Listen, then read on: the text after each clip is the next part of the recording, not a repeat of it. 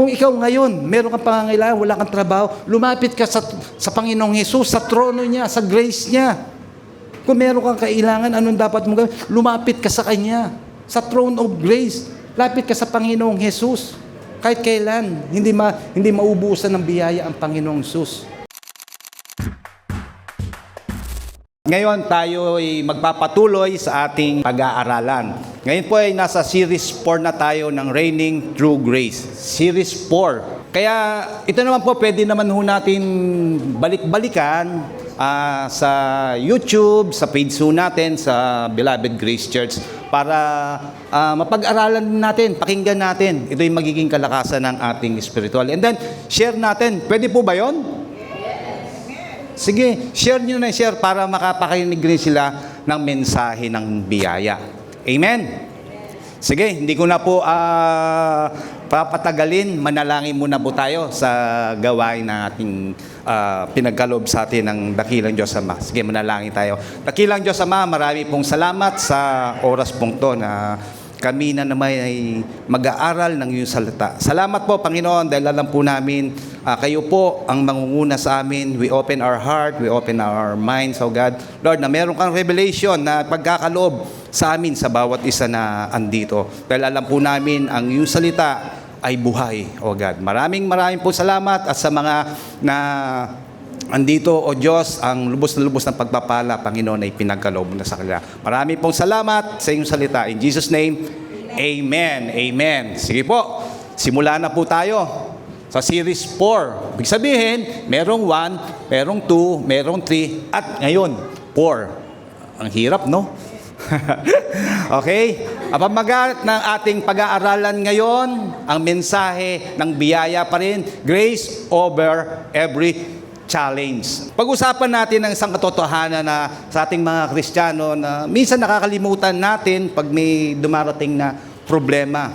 Ano yung mga una nating naiisip o ano una nating mga tinatanong? Ano kaya ang dapat yung gawin pag may problema? Ano, malulusutan ko ba tong problemang to? Makakabangon pa kaya ako sa gantong kalalaking problema ko? Pero alam niyo po ba, sa ilalim ng New Covenant, hindi dapat ganyan ang tanong. Ang tanong dapat, ano ang ginawa ng Panginoong Hesus para sa akin? Amen? Kasi malaki ang pagkakaiba nung Old Covenant. Kasi yung New Covenant talaga, dapat ipakita natin, magtiwala tayo sa finished work of Jesus Christ. Sa Old Covenant, gawin mo to. Focus ka sa sarili mo, performance ng tao. Ganon po ang nangyayari. Kaya dapat sa New Covenant, nakapokus tayo sa ginawa ng ating Panginoong Hesus. Amen? Maraming Kristiyano kasi naniniwala, ligtas sila sa biyaya ng Diyos. Pero pag nagkaroon sila ng sakit, bakit kaya ako nagkakasakit? Bigay kaya ito sa akin ng Diyos. Humihina iba ang pananampalataya ko. Pag bumagsak ang negosyo, siguro, sinusubok ako ng Diyos. Talagang mahina ang aking pananampalataya. Kapag may inflation, naku, mukhang iniwanan na tayo ng Diyos. Ang taas na ng palitan ngayon. Hindi ho. Hindi ho, totoo yun. Gusto ko lang sabihin sa inyo ngayong umagang to, hindi nagbabago ang biyaya o ang grace ng Lord kahit ano mangyari sa ekonomiya. Humina man ang piso, hindi magbabago ang biyaya ng Diyos. Hindi nalilimitahan ang langit kahit merong recession sa buong mundo. Amen. Ganun ang ating Diyos. Ganun niya tayo kamahal. Meron lang sa inyong illustration. Pakikita ko sa inyo. Nakikita niyo to? Ano to? Ay, ito to. Yan. Nakita ko. Ano to? iPhone, di ba? iPhone. What? Nahulog, pero siyempre hawak ko, di ba? Kasi pag ikaw ay nasa taas, pag ang nangyari, bumagsak o bumaba, meron gravity. Tama ho ba? Tama? Yun. Galing ako sa taas, bumaba ako, bumagsak ako. Ibig sabihin, meron gravity. Kaya pag dito tumalong ka, papunta doon sa first floor, babagsak ka. Pero, bakit ganon? Ang aeroplano, galing sa baba, lumilipad siya pataas. Sino nakasakay na aeroplano? Siguro halos lahat na, di ba? Lumilipad siya sa himpapawid hanggang makaakyat siya sa taas, hanggang makapunta siya sa kanyang paroroonan. Ang tanong ko lang, ibig sabihin ba, wala ba yung gravity? Law of gravity? Napalitan yun ng mas malakas. Ang tawag doon, law of lift. Ganyan din ang grace. Hindi ibig sabihin, nawawala ang problema natin, nagkakaroon ng inflation, hindi ibig sabihin, meron kang sakit, nawawala ang biyaya. Nandyan pa rin ang challenge sa buhay natin. Amen? Pero, ang maganda rito, merong mas mataas na kapangyarihan na gumagana sa atin. Walang iba kundi ang biyaya ng Diyos, ang grace of God. Nakuha niyo po yung illustration ko? Yung gravity, isipin niyo, tinalo siya ng law of lift, nakakalipad yung eroplano. Ganon din sa buhay natin. Merong mas malakas na kapangyarihan kundi ang biyaya ng Diyos. Hindi natin dinideny na walang problema dito sa mundong to. Pero merong mas malakas ang biyaya ng Diyos, ang kapangyarihan ng Diyos. Ulit, ang linaw, di ba? Hindi ko dinideny, kahit na ikaw ay nasa grace, meron pa rin sakit, may problema pa rin, may mga challenges sa buhay. Pero isipin natin, tandaan natin, meron grace na mas mataas sa iyong kinakaharap. Amen? Grace is not denial. May mga tao kasi kapag nasa grace, isipin nila, grace, nasabi wala nang problema. Hindi po totoo yan. Dahil kahit kailan walang sinabi ang Panginoong Hesus na hindi ka magkakaroon ng kapaghatian sa mundong to. John 16:33. Basahin natin. I have told you all this so that you may have peace in me. Here on earth, you will have many trials and sorrows. Marami hindi konti. But take heart because I have overcome the world. Isipin nyo, merong kapaghatian dito. Merong mahirap dito sa mundong to. Hindi natin dinideny. Mismo ang Panginoong Hesus nagsabi, pero subalit, ngunit dadapwat. Ang sinabi ng Panginoong Hesus, napakaganda. Lakasan ninyo ang inyong loob. Puso. Di ba? Sabi napaglabanan na ng Panginoong Hesus. Yan ang new covenant na kahit kailan hindi nagbabago dahil sa panalo ng Panginoong Hesus, pinanalo na ng Panginoong Hesus sa krus ng Kalbaryo at tayo ngayon ay nakikiangkas lang tayo, ibig sabihin yung tagumpay, nakikibahagi tayo sa tagumpay ng Panginoong Hesus. Amen? Ganon ang ginawa ng Panginoong Hesus. Para ngayon, pag merong nanalo sa tennis, di ba, Papa? Sa Iyala, tayo nakikigalak tayo dahil nakikilala ang Pilipinas sa buong mundo. Nagiging masaya tayo. Pag dito sa Beloved Grace Church, merong mga nakapasa sa board, tayo nakikigalak sa kanila. Amen. Ganyan ang nangyari sa atin sa biyaya ng Diyos dahil sa panalo ni Kristo, tayo nakikigalak sa Kanya. Amen. Pwede po ba natin palakpakan natin Diyos na buhay? Nakikisa tayo sa tagumpay Niya. What is grace? Kapag sinabi na ba natin grace, ano ba talaga to? Yan ba'y reward? Yan ba'y bonus? Yan ba yung nagagawa mo yung grace dahil ikaw ay mabait? Ini-earn mo ba yan? Ang grace ay nire-receive lang po natin. Tinatanggap lang natin.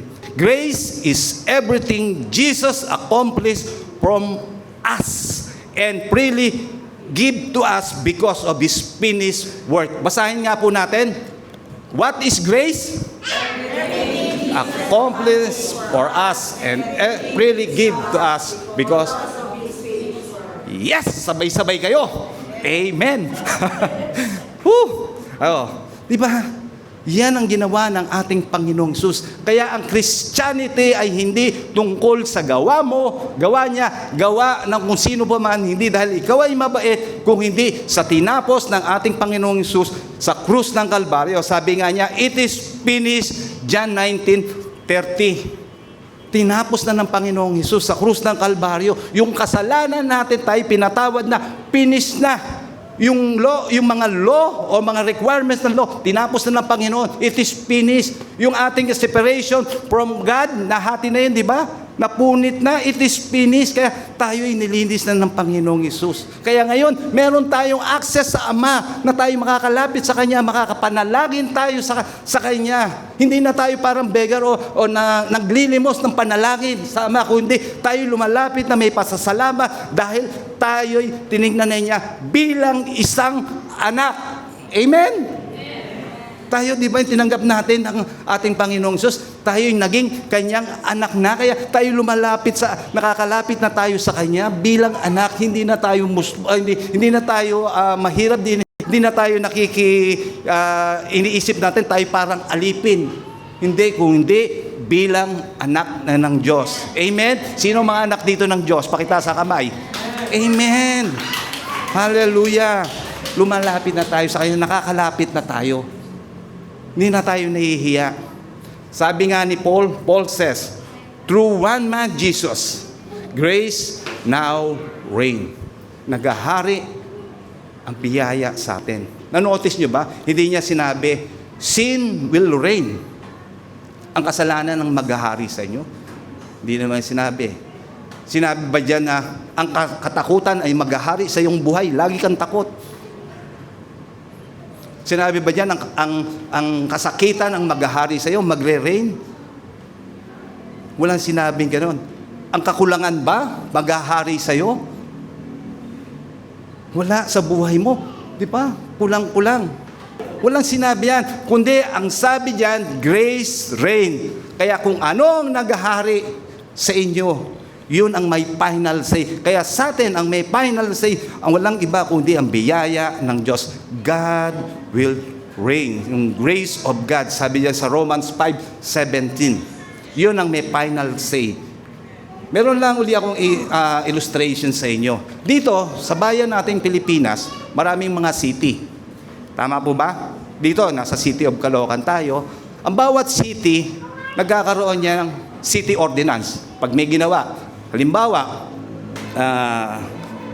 sample. Halimbawa, nagbaba ang city ordinance ng ganito.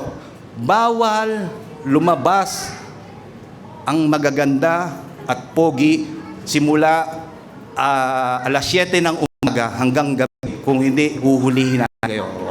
City ordinance, ha? City ordinance yan. Dito sa Caloocan. Halimbawa lang naman po yun.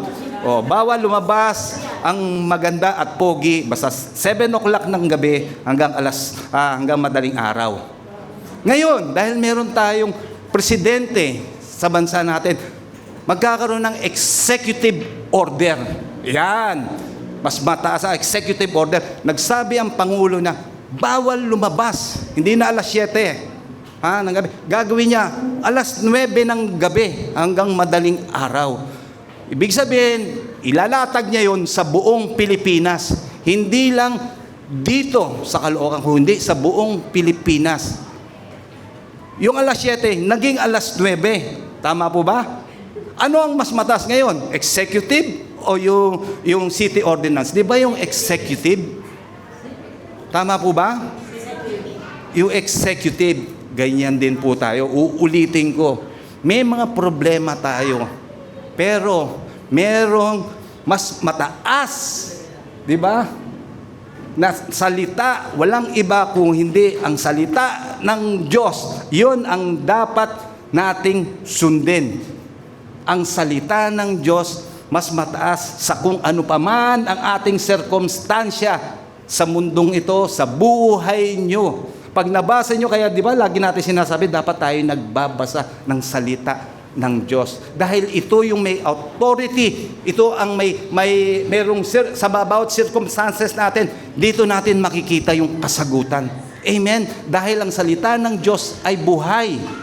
Amen po ba? Mataas ang salita ng Diyos. Ano man sa circumstances nyo sa buhay, ano pinagdadaanan nyo, basa tayo ng salita ng Diyos. Makikita nyo, kikilos at kikilos ang Diyos. Dahil mataas ang authority ng biyaya ng Diyos. Say amen. Amen. Why Christian lose peace? Bakit ba May mga Kristiyanong nalalaman nila nawawala ang kapayapaan nila sa buhay. Buhay nila dito sa kanilang journey nawawala. Dahil ba kulang ang grace? Kundi dahil malaki lang ang tingin nila sa problema, o kundi man malaki lang ang tingin nila sa problema. Dalawa kasi, pagpipilian mo lang Kukulang ba ang biyaya ng Diyos? Nawawala ba ang Panginoong Hesus? Tinitingnan mo doon? O mas malaki yung problema mo, natatakpan ng Panginoong Hesus? Yun yung tanong ko. Kung paano mo tinitingnan yung buhay mo. Dapat tingnan natin na mas malaki ang Panginoong Hesus, mas malaki ang biyaya ng Diyos sa buhay natin. Mababasa natin to, bibigyan ko kayo ng sa Matthew 14, verse 18 hanggang 30. Kung sinong apostol, kung paano niya tiningnan ang Panginoong Hesus. Sa Matthew 14, 28, 30, walang iba kung hindi si Pedro. Si Pedro, siya lang po ang nakalakad sa tubig.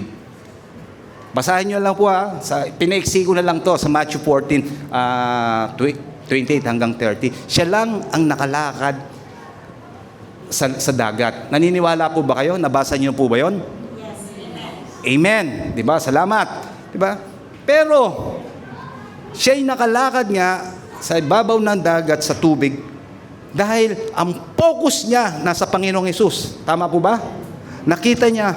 Pero, nung tumingin siya sa hangin, naramdaman niya, siya ay lumubog. Lumubog si Pedro, si Apostol Pablo. Tama po ba? Pareho po ba tayong nabasang ganon? Baka meron sa inyong hindi parehas tayo nabasa Lumubog si Pedro.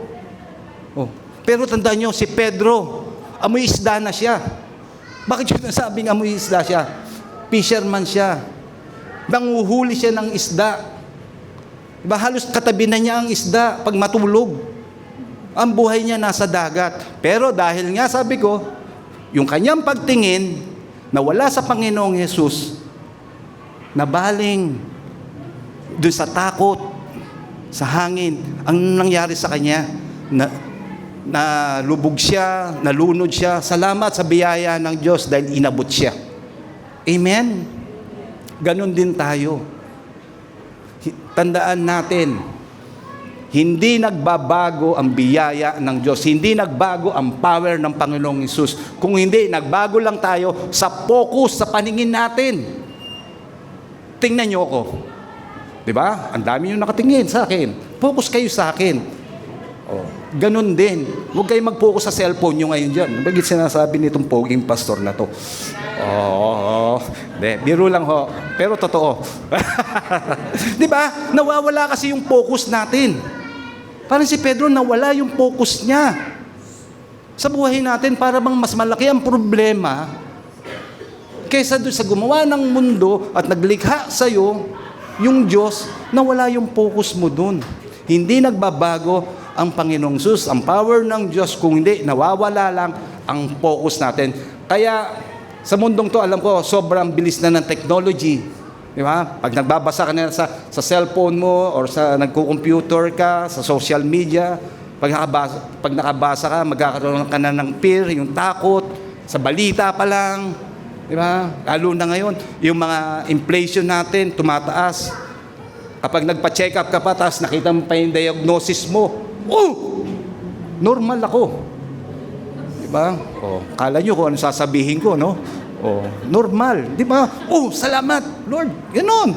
Kasi hindi, alam nyo, sa totoo lang, pag nagpa-check up kayo sa may mga edad, parang ayaw, talagang pipintahan pa yan, gaganon. Ano kaya ang sugar ko? Uy, ang sugar ko ngayon, kulay pula. Di ba? Siyempre, sugar pula, di ba? May puting sugar kasi. Uy, ang hina. Okay. Ang hina. Okay, sige, balik tayo, di ba? Yung faith natin. Kailangan ng faith natin, pananampalataya natin ay nasa Panginoong Hesus. Sabi nga diyan, turn our eyes to our Lord Jesus, the author and finisher of our faith. Hebrews 12:2. Kaya ngayon, alamin naman natin ang mga challenge. Kung mataas ba ang grace? sa anumang challenge natin sa buhay. Ano ang ginagawa ng grace sa buhay natin? Kapag dumating ang pagsubok sa buhay natin, anong ginagawa ng grace, ng biyaya ng Diyos sa buhay natin? Ngayon, pag-usapan natin to, grace over challenge. Number 1, yan, grace over luck. Paano natin nakikita yung pagkukulang? Paano ba kumikilos ang Diyos sa buhay natin, ang biyaya niya kapag tayo humaharap sa mga kakulangan sa ating buhay, lalo na kung tumataas ngayon ang bilihin, tumataas ang presyo ng langis, yung mga kinikita natin kulang, lalo na ngayon, di ba? Dapat mataas ang sahod, nasuspinde, amot na lang sa ulo, aray. Di ba? Sayang yung 85 pesos na pagtaas ng sahod, pero nasuspinde, wala tayong magagawa, aray na lang, aray. Tumataas. Hindi sapat ang ating mga kinikita. Kaya tingnan nyo to, ngayon sa ating bansa, yan, aray, yan ang utang ng bansang Pilipinas. Totoo po yan. Ayon sa ekonomista, binalita na rin yan. Isipin nyo, ang utang natin, 19, pinataas ko pa, 19.65 trillion. Kaya ang bawat Pilipino, pasahin nyo dyan, may utang kayo, 169,130.36. Ang sasabihin nyo, aray ko. Totoo po yan. Yan. Pag yan ba nabasa mo yan, salamat, may utang ako. Ganun, di ba? Mag-aalala ka, isipin mo, utang mo yan. Wala ka namang kinalaman. Di ba? Nagkaroon ako ng utang 100. Kaya nyo bang bayaran yan? 169,000? Ay, naku. Pero, salamat sa biyaya ng Diyos. Dahil alam ko, hindi niya tayo iiwan, hindi niya tayo pababayaan. Kaya lagi dapat ang focus natin, sabihin natin, grace is greater than my challenge. Sabihin natin, ulit, grace is greater than my challenge. Kaya minsan, ang pinakamalaking challenge sa atin o sa pamilya, yung kakulangan. Hindi kakulangan ng isip, kundi kakulangan sa mga iba't ibang bagay, lalo na sa pinansyal. Kulang ang sahod, kulang ang sweldo. Pag dumaan ang sahod sa kamay, parang, di ba? Para bang lumilipad lang dahil sa taas ng bigas. Walang 20 pesos pa ako nabibiling bigas. Sa taas ng gasolina, gagalit ka, ang taas na naman ng gasolina. Di ba? Nagmumuryot ka, gagalit ka, pero wala ka naman sasakyan. Oo. Pero siyempre, sumasakay ka ng jeep, tumataas ang pamasahe, tumataas ang bayad sa tubig, sa kuryente, kahit wala ka namang kinalaman, doon sa mga nagwawalis, tayo pa lang nagbabayad nun. Pwede naman kayo magbayad na walang bayad, di ba? Doon lang kayo sa barangay, magpasalamat kami. Di ba? Kasama sa binabayaran natin, tumataas. Ang presyo ng gamot, tumataas. Sipin nyo, iinom ka, parang pampababa ng high blood. Pag inom mo, nakita mo yung presyo. Oh, diba? Tumaas lalo. Tumaas lalo. Pero isipin natin, tanong ko sa inyo, nasaan ang biyaya ng Diyos? Andun ba? Yes, andun. Hindi nawawala at hindi nagbabago ang biyaya ng Diyos. Laging umaapaw, at laging sapat ang biyaya ng Diyos. 2 Corinthians 9:8, ang sabi, and God is able to make all grace abound toward you, that you always having all sufficiency in all things may have abundance for every good work.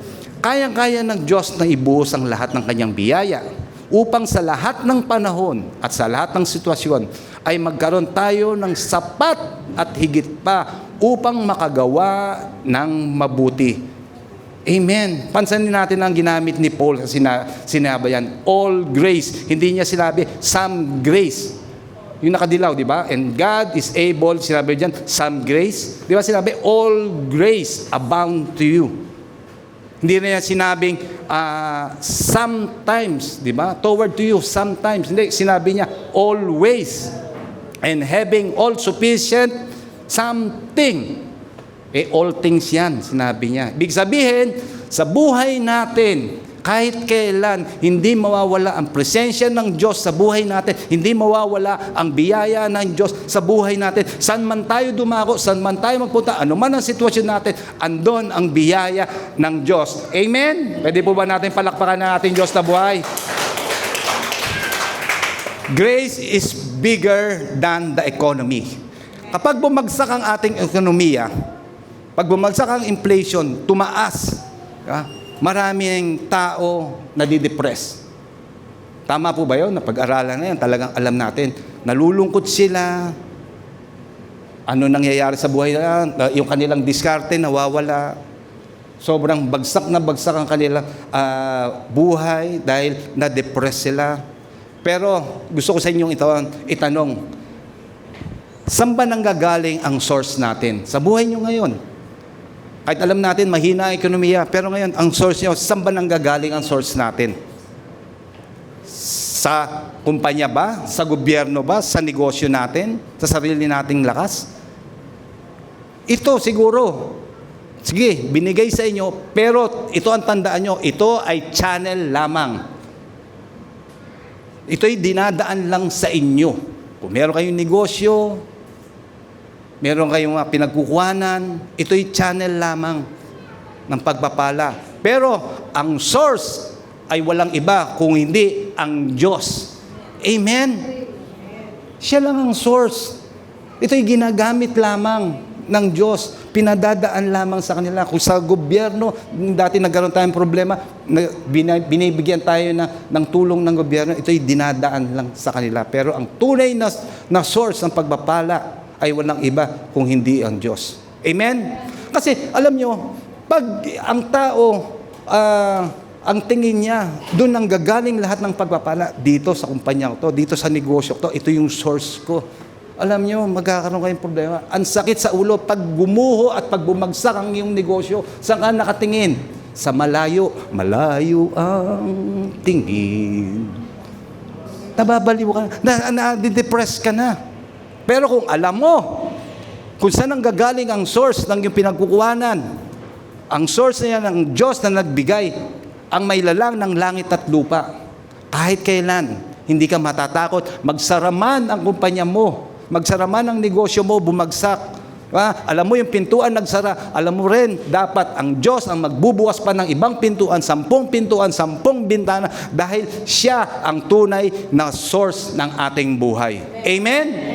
Amen. Ang source natin, ang Diyos. Ano man ang kaguluhan, inflation na yan, ekonomiya, sa Kanya nang gagaling Siya ang magbibigay ng tulong sa ating bansa. Amen. Kaya meron din ako sa inyong isang kikwento pa sa Biblia. Tingnan natin ang kwento ni Elijah at ang balo. Sa 1 King 17. Nabasa niyo na po ba ito? Si Elijah at yung isang balo na merong isang anak. Ito, dahil sa matinding taghirap, merong krisis sa bayan ng Serapat. Yun po, bayan ng Serapat. Meron silang krisis doon. Yung mga tao, wala na silang makain, sila taggutom na doon, nahihirapan na sila. Ganon ka-problema, problematic ang mga tao doon. Ngayon, si Elijah at ang balo, basahin nyo na lang po para at least yung kwento, paiksing ko kasi pag kwento ko lahat to mahaba. Paiksing ko na lang, nagkita na sila. Bilis, no? Nagkita na sila nung balo at si Elijah. Ngayon, tinanong ni Elijah yung balo. Sinabi niya, inutusan niya, ipagluto mo ko ng kakainin ko. Taghirap na nga, wala na nga silang makain doon. Pero tama ang sinabi ng babae, sumagot ang balong babae. Sabi niya, ito na lang ang huling pagkain namin ng anak ko. Meron sila na pagkain, pero huling pagkain na nila. Para sinabi niya, ito na lang, last supper na namin to, Elijah. Di ba, pag inisip niyo, may crisis, tapos ito na lang kakainin namin, dumating ka, Elijah, luluto ko para sa'yo. Humanly speaking, wow, humanly speaking, okay? Yung kanyang problema, sakit sa ulo, sakit sa bangs. Di ba? Ba't ko pa ibibigay sa'yo? Ba't ko pa ibibigay? Pero alam niyo ang ginawa ng balo? Sinunod niya si Elijah.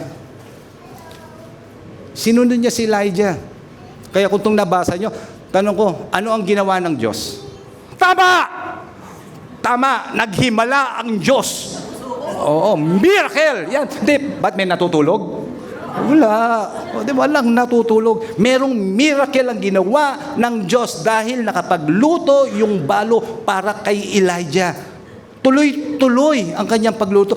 Hindi nauubusan. Every day nakakapagluto yung balo, umaapaw. Bakit? Kasi ang Diyos, meron siyang provision na laging sapat, hindi kahit kailan nagkukulang, di ba? At tama lagi sa oras at tamang lugar ang pagbibigay ng Diyos. Amen? Amen. Oh, palakpakan natin ng Diyos. Ganun siya magbigay. Isipin nyo kahit na may krisis, naghimala ang Diyos. Parang ganun din nung Exodus chapter 16, di ba? Ang mga Israelita naglalakbay, nagpaulan siya ng bread at pugo. Oh. Pero nagpapaulan siya, pugo, sabi niya, huwag kayong mag-iimbak dahil sapat ang aking biyaya. Oh. Ako ang bahala sa inyo. Yung mga nag-ipon, yung kanilang inipon nila sa jar, nabubulong, inuuod, kasi dapat natin pagkatiwalaan ng Diyos. Lagi siya may provision. Sapat siya. Hindi siya nagkukulang. Laging nasa tamang oras. Nasa laging tamang lugar. Amen? Kaya, mga kapatid, mga beloved, minsan dapat isipin natin sa buhay natin, merong pagkakaloob ang Diyos sa atin. Meron siyang gagamitin ka, yung talento mo, halimbawa lang ho, kung ikaw, pumapasok ka sa opisina, sarap ka palang magluto, di ba? Nagluto ka, nagbenta ka sa ka-office mate mo, di ba? Nasarapan, may umorder ulit, di ba? May talent ka pala doon. Isipin mo, nagagamit mo to, pinag-aloob sa iyo ng Diyos. Bukas makalawa, meron ka ng kantin. Di ba? Hindi naman po pwedeng tawag dito, hihinto ka doon. Alam mo, daming bumibili sa akin magkakantin ako. Kasi ganun ang gusto ng Diyos. Ang buhay natin dapat umangat. Kung alam niya, babalik, ito, wala to sa, ngayon ko lang, nasasabihin ko lang sa inyo, ang buti talaga ng Diyos. Alam niyo kung paano kami nag-umbisa magnegosyo, kami mag-asawa? Sa 3 card. Prepaid card, kung alam niyo yun. Mga bata siguro, hindi nyo alam. Yan yung kinikis-kis. Pag tapos isesend mo, 3 lang yun. Oo, halagang 900. Kasi 300 pa dati. 3 lang kami nagsimula nun. 3 card lang yun. Pero dahil andun nga yung provision ng Lord, hindi huminto doon. Tuloy-tuloy. Parang ito sa balo. Diba? Tuloy niya. Pinagpapala yung lalagyan ng balo. Hindi nauubos. Hanggang ngayon, diba? Nakita nyo naman ang buhay namin. Kayo pinagpala ng lubos-lubos. Pero sa Diyos ang lahat ng kapurihan yan. Amen. Kaya sinasabi sa inyo, kung meron talent, di ba? Meron ka, alam mo, marunong ka pala magluto. Luto ka, benta ka sa office mate mo, huwag ka mahiya. Maraming opportunity. Sa social media, maraming opportunity. Di ba? Nagbebenta ka doon. Gawin mo. Maraming paraan na pwede mong gawin at manalangin ka, gamitin ng Diyos ang mga pagkakataong yun. Amen? Dahil alam natin si Jesus ang kasapatan ng buhay natin. Siya ay sapat. Amen. Amen?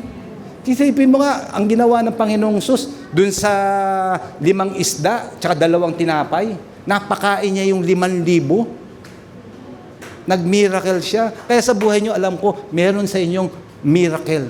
Amen. Amen. May gagamitin ng Diyos. Makita nyo, ilatag lang natin, sabihin natin kung ano yung nasa kamay natin. Ipagkakaloob niya. Amen. Kasi, ang tingin natin sa grace, parang wallet. Di ba? Pag yung wallet, pag dinukot mo, nauubos eh. Ako nga yung wallet ko, kita nyo, wala akong wallet. Oh. Kasi puro resibo. Di ba? Parang ganun ang grace ang tingin nyo. Diba? Mauubos yan sa wallet. Hindi ganun. Hindi nauubos kahit kailanman ang biyaya ng Diyos, ang pagpapala ng Diyos, dahil ito'y parang bukal na nagpapatuloy at umaagos ang biyaya ng Diyos. Amen? Kaya, ang tanong ko lang, may grace pa kaya? At paano kumikilos ang grace sa sitwasyon natin ngayon? Basahin natin sa Hebrew 4 hanggang 16, Tagalog.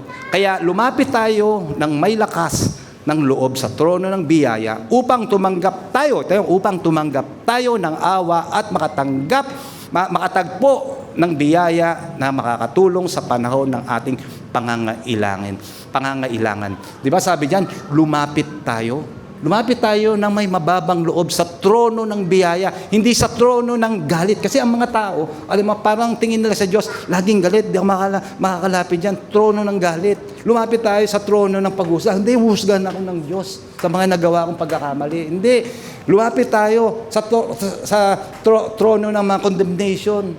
Hindi ganun ang sinabi dyan. Ano ang sabi? Sa trono ng biyaya. Amen? Hindi rin sinabi dyan, lumapit ka, pagtapos mo na ang problema mo, lumapit ka sa trono ng biyaya. Lumapit sa trono ng biyaya, pag-deserve ka na. Wala ang sinabi. Kung hindi, tumapit tayo sa throne of grace. Amen. No if, no but. Bakit tayo lalapit sa trono ng biyaya? Kasi, para makatanggap tayo ng mercy and grace. Makatagpo tayo ng biyaya. Sa oras mismo ng mga pangangailangan natin, no? Sa panahon ng ating pangangailangan. Oh. Kasi, alam nyo, ang tao talagang mayroong sariling isip na talagang parang nagiging self-righteous pag dumarating sa mga problema. Meron yang dalawang tao. Okay. Yung dalawang tao to, parehas sila ang sitwasyon nila sa buhay. Natanggal sila sa trabaho. Yung isa, natanggal siya sa trabaho, galit na galit. Galit na galit. Pagdating sa bahay, nagmamaktol siya, inaway niya kanyang asawa, inaway niya kanyang mga anak, sinipa niya yung aso na walang kaalaman, pati yung pusa. Diba? Ang nangyari sa kanya, nagkasakit siya. Dahil nagkasakit siya, lalong lumala. Hindi niya nabayaran yung mga babayarin niya.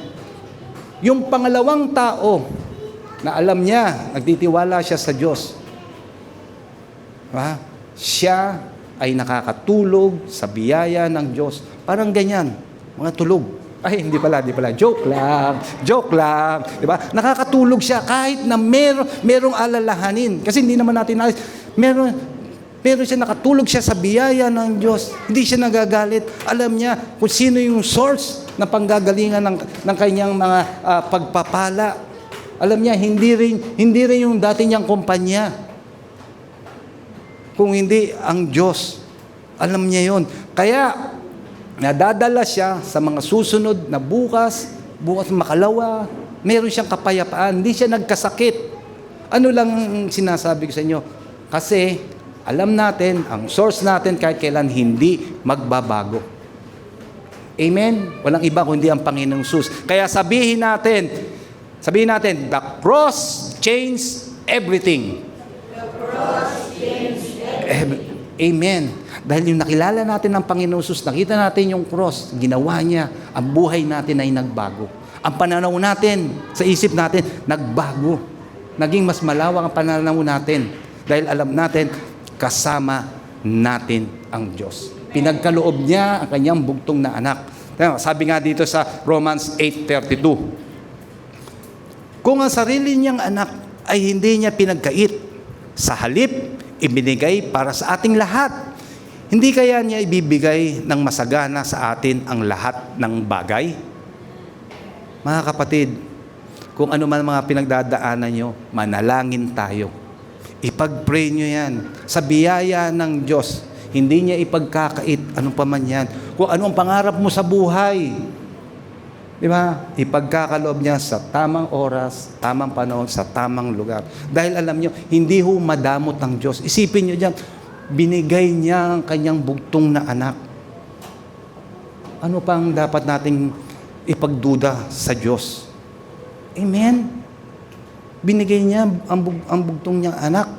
para sa atin, para sa kaligtasan natin. Alam nyo, yun ang pinakamahirap na gagawa ng tao. Di ba? Yung iligtas niya yung sarili niya. Dahil buti na lang, alam ng Diyos na hindi kaya ng tao iligtas ang sarili niya. Kaya binigay niya yung kanyang bugtong na anak. Ano pa hihilingin natin? Nakita natin yung pag-ibig niya. Pinagkaloob niya at pinakita rin natin, sa atin, kitang-kita natin kung paano napahirapan ng Panginoong Hesus. Tinanggap niya lahat ng pasakit. Sa krus ng Kalbaryo, siya ay hinataw, na kanyang katawan ay nabugbog, nasugatan. Sa akin talaga, hindi ko mahalos lahat maisip para tanggihan mo ang Panginoong Hesus, para magduda ka sa Diyos. Di ba? Huwag tayong magduda sa Diyos. Tingnan natin yung pag-ibig niya. Umasa tayo sa Kanya dahil kahit kailan hindi nagbabago ang pag-ibig ng Panginoong Hesus. 2,000 years ago, pinakita niya hanggang ngayon, ito'y nararanasan natin. Amen? Amen. Kaya, kung meron kayong mga negosyo naman ngayon, nasa trabaho kayo, humihina, di ba? Huwag niyong sasabihin, naku, patay na negosyo ko, mahina na. Lalo na ngayon, August. Kasi ang tawag nila sa August, di ba? Month of ghost. Kaya mahina ang negosyo. May mga nagsasabi niyan. Hindi ko alam bakit yun ang kanilang mga sinasabi. Month of ghost ngayon. Dahil August. Sipin nyo, August. Kaya Pero wag natin sabihin yun. Dapat ang sabihin natin, mas buhay ang biyaya ng Diyos sa negosyo ko. Amen? Amen. Wag natin mas mataas ang biyaya. Di ba? Huwag kayong matakot. Gawin nyo lang, lagi tayong umasa sa Diyos. Amen? Kung ikaw may nawawalan ng trabaho, sabihin mo sa Diyos, Lord, alam ko meron kang bubuksan mga pinto, 10 pinto, pakikita mo sa akin, ako'y makakahanap ng trabaho. Makikita mo meron kang pagpapala. Amen? Kung ikaw estudyante o tawag dito, magulang ka, alam mong nagkakaproblema ka, di ba? Hingi ka ng wisdom, hingi ka ng talino sa Diyos. Lord, alam ko, bibigyan mo ako ng talino sa lahat ng gagawin ko, sa pag-aaral ko, sa mga magulang, sa mga obligasyon sa anak ko. Alam ko, magagawa ko dahil kasama kita, bibigyan mo ako ng karunungan. Amen? Huwag kasi nating hayaang nakawin ng takot ang kapayapaan natin. Alam natin tayo'y binili na ng Panginoong Hesus ang kanyang dugo na naglinis sa atin, nagpatawad sa atin. Huwag nating hayaan lang yun na mawala. Amen. Di ba? Huwag tayo magpatalo dun. Huwag tayo magpatalo sa takot. Kaya sabihin natin, ang Diyos ang aking source. Ang Diyos ang aking source. Hindi ako maubusan ng biyaya. Grace is greater than luck. Grace is greater. Amen. Ngayon, alam na natin ang grace ng Diyos. Sa anuman kakulangan natin, laging andyan ng Diyos. Amen? Pero meron pang isang challenge. Siyempre, nasa isang challenge pa lang tayo. Challenge number 1. May isa pang challenge na mas madalas naman nating kinaharap sa buhay na to. Hindi ito lagi nating nakikita. Hindi rin ito lagi nating naririnig. Oo. Pero nararamdaman natin, di ba? Nadadama natin. Marami ito. Takot, pag-alala, at kawalan ng kapayapaan. Pag-usapan natin ngayon, challenge number 2. Okay? Ting! Yan na. Next week. Oo. Next week. Parang, wow. Next week. Okay? Siyempre, hindi pa tayo tapos. Nagsisimula pa lang ako, mga kapatid. Nagsisimula pa lang ako. Ito pa lang ating message ngayon. Oh, maaga pa, kita mo? Kaya gusto ko kay Pastor Ramel. Oo, hanggang bukas tayo. Oh. Ngayon, paano naman natin, sa dami ko sinabi, paano naman natin i-apply ito sa ating araw-araw na buhay? Amen? Taas ang kamay lahat ng mga tumanggap ng biyaya. Amen. Ayan. Beloved walk, number 1. Give generously even in difficult times. Ayan. Alam ko, lahat ng mga tumanggap ng biyaya, kahit ito'y nakakaranas ng pagsubok, hindi nagiging tikom ang kanilang palad sa pagbibigay para tumulong. Amen? Kaya basahin natin 2 Corinthians 8, chapter 1 hanggang 2. Ngayon, mga kapatid, nais kong malaman ninyo ang ginawa ng mga iglesia sa Macedonia dahil sa biyaya ng Diyos sa kanila. Verse 2, kahit dumaranas sila ng maraming pagsubok, masayang-masaya pa rin sila. Kaya nga, naging lubos silang mapagbigay sa kabila ng kanilang matinding kahirapan. Sipin nyo ang Macedonia, kahit na naghihirap sila doon, pero sila'y nakakapagbigay kahit anong sitwasyon nila. Sabi nga sa ibang salin naman dyan, matinding pagsubok. Matindi yung kanilang pagsubok na kanilang naranasan. Pero ito yung maganda. Kahit meron silang matinding pagsubok o meron silang pagsubok, nakikita mo pa rin sila, nakakapagbigay pa rin sila. Ang higit sa lahat, sila'y may joy. Hindi sila naging madamot. Hindi tikom ang kanilang kamay sa pagbibigay. Eto sa'yo. Diba? Kung hindi, bukas palad silang nagbibigay para makatulong. Bibigay. Mamaya, appear. Yan. Kailangan gano'n. Diba? Ito, nagbibigay sila. Parang dito sa atin, tayo habang kayo nagkakaloob, nagbibigay kayo sa simbahan. Maraming salamat sa inyo. At alam kong lalo nyo pang ibibigay ang mas nakakahigit pa. Diba? Sabi nga, more than 10% ang pinagkakaloob nyo dahil alam ko, ang tunay na source natin ay walang iba kung hindi ang Diyos. Hindi kayo matatakot na mawalan. Bagkos, mas gugustuhin mo mag-reflect sa'yo. Diba? Sabi nga, it's better to give than to receive. Mag-reflect sa'yo ang kabutihan ng Diyos na ikaw ay nagiging matulungin sa kapwa, sa simbahan, dahil sa pamamagitan ng iyong pagbibigay, nagiging channel of blessing po kayo. Amen. Kaya maraming salamat sa mga nagkakaloob dito sa Beloved Grace Church. Pag kayo nagbibigay, talaga pinatutunayan nyo, alam nyo, ang galing ng iyong pagpapala ay galing sa ating Diyos na buhay. Amen? Number 2, Beloved walk, trust the provider more than the provision. Philippians 4:19, and my God will meet all your needs according to the riches of His glory in Christ Jesus. Kung ngayon may mga negosyo tayo, or meron kayong negosyo, meron kayong trabaho, meron kayong mga pinagkukuhanan, maganda ang ating ekonomiya, mas lalo mas maganda. Tandaan natin, ito'y daluyan lamang ng pagpapala ng Diyos para ang buhay natin ay maranasan natin yung ginhawang gusto ng Diyos. Amen? Dahil alam natin ang source, walang iba kung hindi ang ating Diyos Ama. Amen?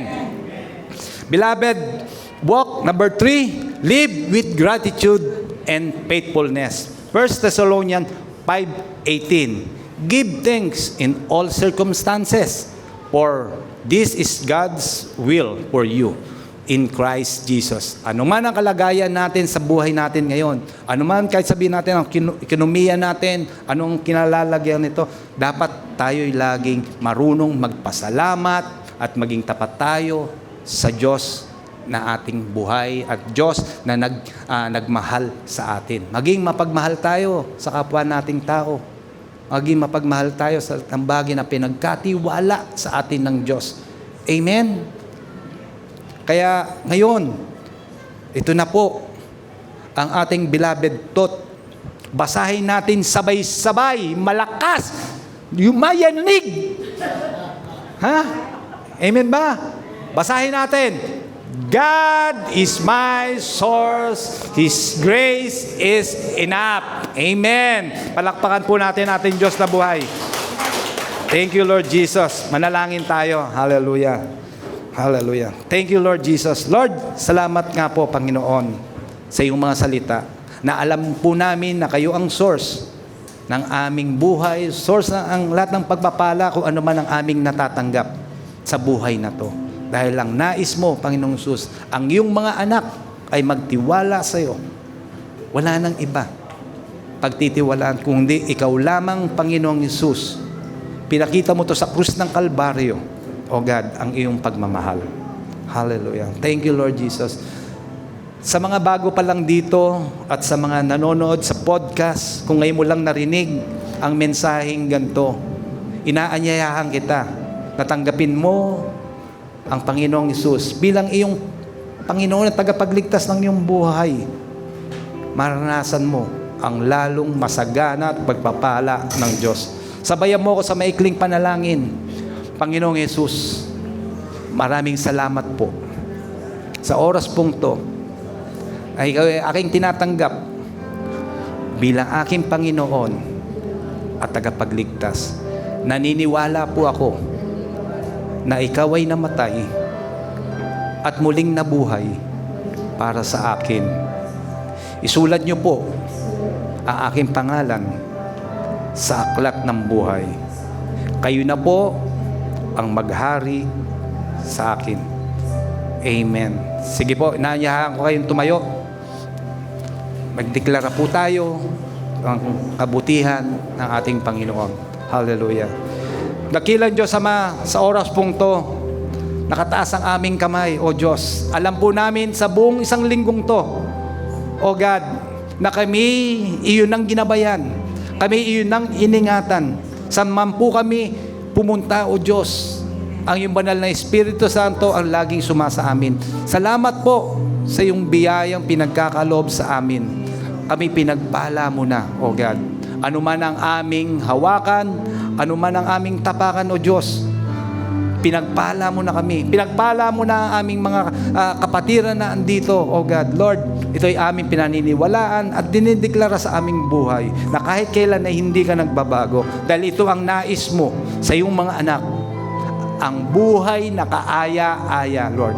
Kaya we declare right now, in the name of Jesus, Lord God, ang iyong presensya ay laging sumasa amin. Walang magagawa ang dyablo. In the name of Jesus, ang mga kasakitan, we rebuke them in the name of Jesus. Ang kasakitan, in the name of Jesus. Ang paghihirap, ang kahirapan, in the name of Jesus. Ito'y aming sinasawata in the name of Jesus. We only receive, God, the fullness of your love and your joy sa aming puso, O God. Salamat po dahil alam po namin buong linggong to, Lord.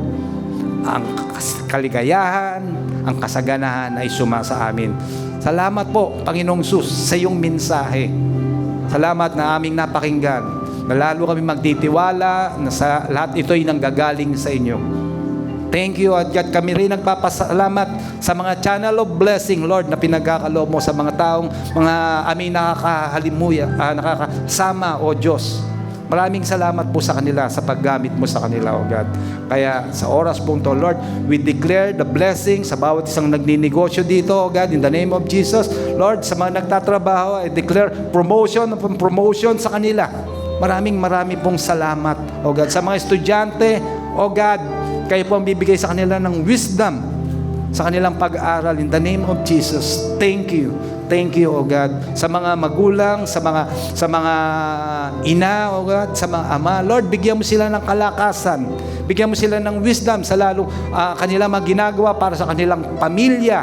O Lord Jesus, salamat po, Panginoon. Thank you sa Beloved Grace Church na lalo mong gagamitin, Panginoon, ang ministeryong to sa iyong ubasan, O God. Salamat po sa mga tao na andito, O God, na iyong dinadako. Alam po, Panginoon, namin na meron ka pa mga tao idadako sa Beloved Grace Church. Marami pong salamat, Panginoon. Sa inyo po namin lahat, binabalik ang kapurihan. In the name of Jesus, Amen and Amen. Lahat ng